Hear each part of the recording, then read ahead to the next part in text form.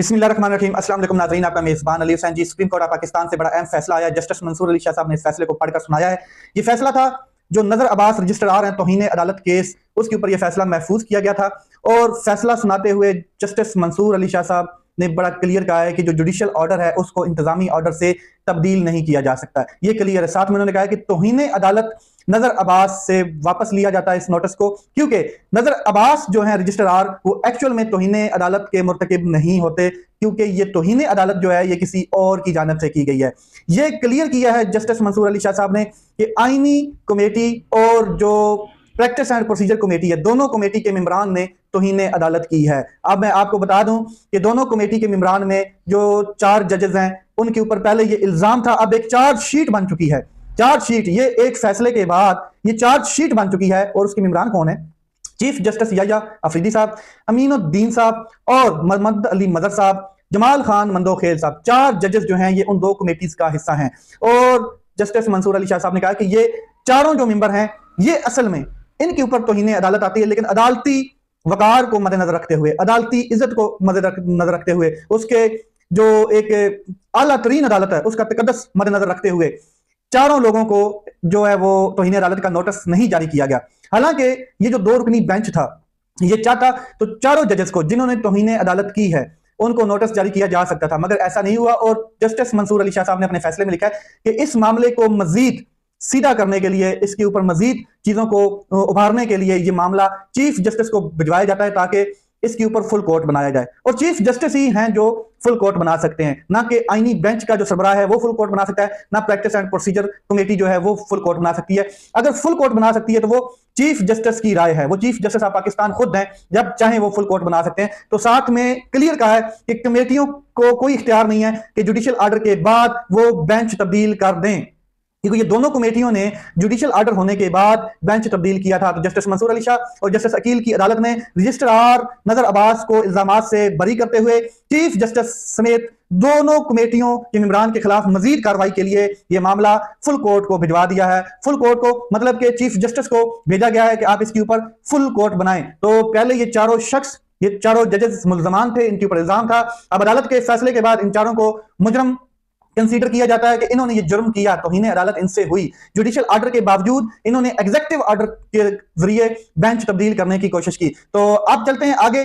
जो फाइनल चीज है वो ये है कि जो नजर अब्बास रजिस्ट्रार जिनको बल्ली का बकरा बनाया जा रहा था, जिनकी कुर्बानी दी जा रही थी, उनको तौहीन अदालत से बरी कर दिया गया है। और जस्टिस याह्या अफरीदी और जस्टिस अमीनुद्दीन की सरबराही में जो जजेस कमेटी हैं उनके खिलाफ हुक्म दिया गया है कि चीफ जस्टिस जो हैं वो एक फुल कोर्ट बनाएं। अब मैं आगे चलता हूं तो ये जो मामला है ये किस तरफ जाएगा ये देखते हैं कि इसके ऊपर फुल कोर्ट बनता है। चीफ जस्टिस का इख्तियार है कि वो किसी भी मामले के ऊपर फुल कोर्ट बना सकता है। अब एक और case supreme court of Pakistan में आज उसकी समाअत होती है। आईनी बेंच जस्टिस अमीनुद्दीन की सरबराही में उसकी समाअत करता है और यह है 26वीं आईनी तरमीम के खिलाफ जितनी दरखास्तें थी उनकी आज समाअत हुई है।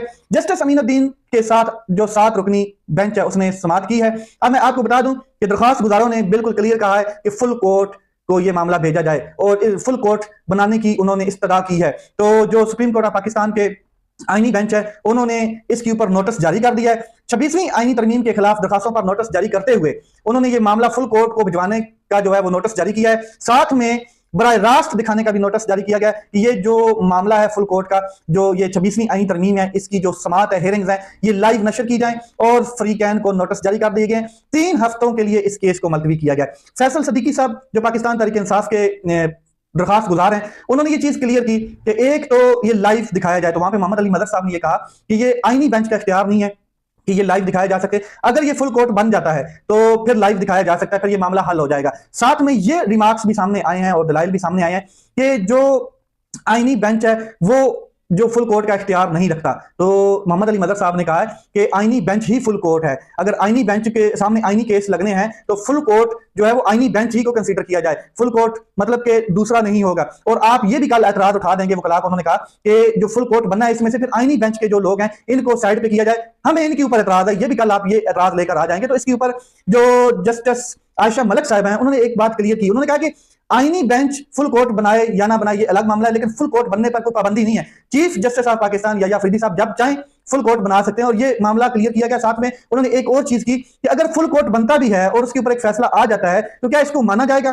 तो जस्टिस आयशा मलिक ने बड़े क्लियर रिमार्क्स दिए। उन्होंने कहा कि पहले भी फुल कोर्ट का एक फैसला मौजूद है, मखसूस नशिस्तों के हवाले से एक फैसला दिया गया था फुल कोर्ट का और उसको माना नहीं गया।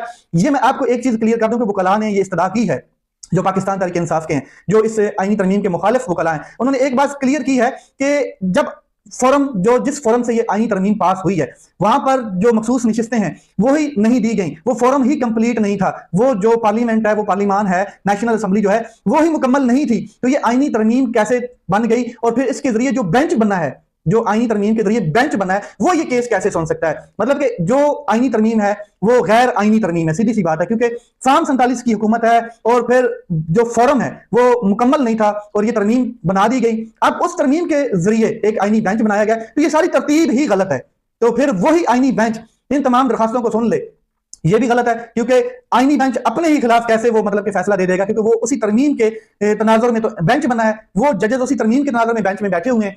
तो ये सारा वहां पे बहस हुई और फिर जो जजेस हैं, जो आईनी बेंच का सरबराह है जस्टिस अमीनुद्दीन साहब, उन्होंने ये मामला सुप्रीम कोर्ट ऑफ पाकिस्तान को भेज दिया है।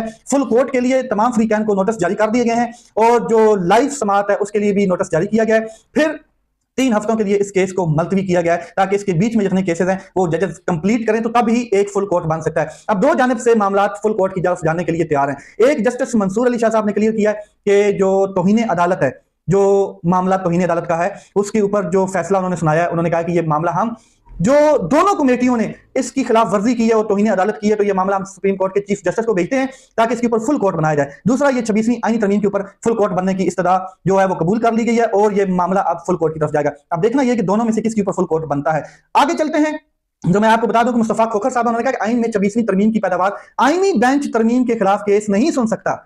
मैंने भी यही बात क्लियर की है। 2 सुप्रीम कोर्ट्स की वजह से इंसाफ का अमल मुतासर हो चुका है। एक आईनी बेंच सुप्रीम कोर्ट बना हुआ है और दूसरी अलग सुप्रीम कोर्ट, तो ये इंसाफ का जो अमल है ये मुतासर हो चुका है। हमारा मुतालबा है कि फुल कोर्ट बेंच ये केस सुने और इसके ऊपर जो तहफुजात हैं तमाम लोगों के वो क्लियर हों।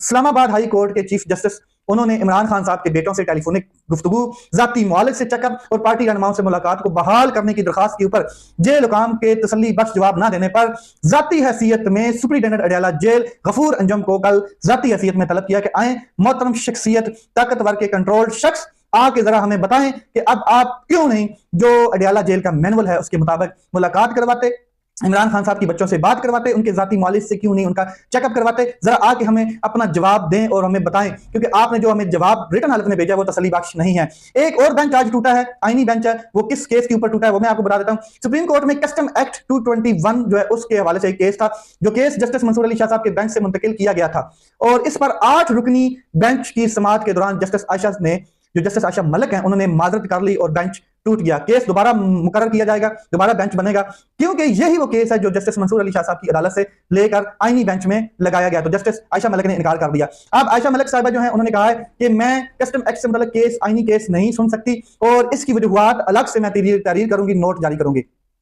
इलेक्शन कमीशन जो है और सिकंदर सुल्तान राजा साहब, उनकी मुद्दत मुलाजमत खत्म हो चुकी है जनाब, उनका टेन्योर खत्म हो चुका है और उनके साथ 2 और मेंबर हैं जिनकी मुद्दत मुलाजमत खत्म हो चुकी है। अब आईनी तरमीम जो हुई है उसके तनाजुर में वो इजाफी चार्ज जो है वो संभाले बैठे हैं और वक्त तब तक काम करते रहेंगे, उस वक्त तक काम करते रहेंगे जब तक नया चीफ इलेक्शनर कमिश्नर नहीं आता। अब पहले तो हमें बाजवा साहब ने गिफ्ट किया था, सिकंदर सुल्तान राजा साहब बहुत नाइस इंसान है, 8 फरवरी का मैंडेट जुल्लू फेर के रख दिया उन्होंने और जिस तरीके से पाकिस्तान तहरीक इंसाफ के खिलाफ वो एक सियासी पार्टी बन के सामने आए, कमाल है, सलाम है उनको, ताहयात ये तारीख आपको याद रखेगी, ये कौम आपको याद रखेगी और ये लानतें आपको भेजती ही रहेगी। आगे चलते हैं, पीका एक्ट जो बिल है सेनेट की कामा कमेटी को भेजा गया था, तो फैसल सलीम रहमान की जेर सदारत सेनेट की कामा कमेटी बराए दाखिला का इजलास होता है। पीका तरमीमी बिल पर बहस के बाद साफियों तंजीमें जितनी हैं साफियों की, उनकी जानब से इसकी मुखालफत की गई थी इस बिल की और साथ में जो सेनेटर कामरान मुर्तजा हैं JUIF के, उनकी भी पीका की बिल की मुखालफत की गई थी। इसके बावजूद सेनेट की कामा कमेटी बराए दाखिला ने पीका तरमीमी बिल की मंजूरी दे दी है। अब मैं आप चलता हूं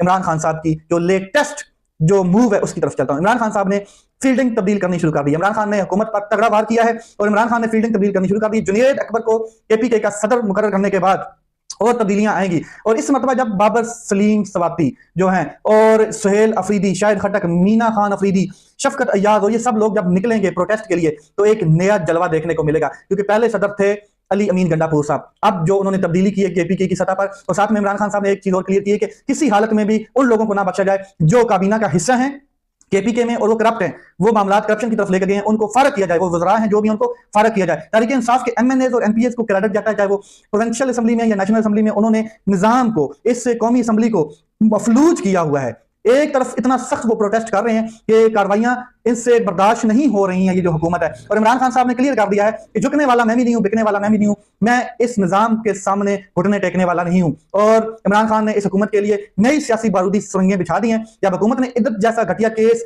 आजम खान के सामने लगा दिया, जब के तोशा खाना जो है वो गुल हसन औरंगजेब से लेकर राजा मिन्हास के सामने लगाया गया, ये वो जजेस हैं जो दोबारा एडिशनल सेशन जज थे और एडिशनल जजेस लगाया गया इनको इस्लामाबाद हाई कोर्ट का, ये वो जजेस हैं। इस्लामाबाद हाई कोर्ट में जो इद्दत केस है उसके हवाले से एक न्यूज़ है, वो मैं आपको समझा देता हूं। ये इद्दत केस में जस्टिस आजम खान को केस सुनने पर एतराज आयद किया गया, तो उन्होंने ये केस दोबारा चीफ जस्टिस को इस्लामाबाद हाई कोर्ट जो अमर फारूक साहब उनको भिजवा दिया है, इसके ऊपर नया बेंच बनवाएं। हालांकि ये 13 जुलाई 2023 को बतौर सेशन जज इस केस को सुन चुके हैं, तो ये एतराज इनके ऊपर बिल्कुल जायज बनता था, तो इसलिए ये भिजवा दिया गया। पाकिस्तान तहरीक इंसाफ डायलॉग करेगी या नहीं करेगी? कल दोबारा अयाज सादिक साहब ने पार्लियामेंट में ये दोनों फ्री कैन को बुलाया, दोनों कमेटीज जो हैं, एक हुकूमती कमेटी और एक पाकिस्तान तहरीक इंसाफ की, कि आएं और बैठें। कल हुकूमती कमेटी अपना जवाब जमा कराएगी, जो मुतालबात थे पाकिस्तान तहरीक इंसाफ के उनके ऊपर कल हुकूमती कमेटी अपना जवाब जमा कराएगी। लेकिन पाकिस्तान तहरीक इंसाफ इस मुज़ाकरात की आखिरी नशिस्त से बाइकआउट कर चुकी है। देखना यह है कि मामला किस तरफ जाते हैं। अपना ख्याल रखें, अपने भाई के चैनल का ख्याल रखें। पाकिस्तान जिंदाबाद।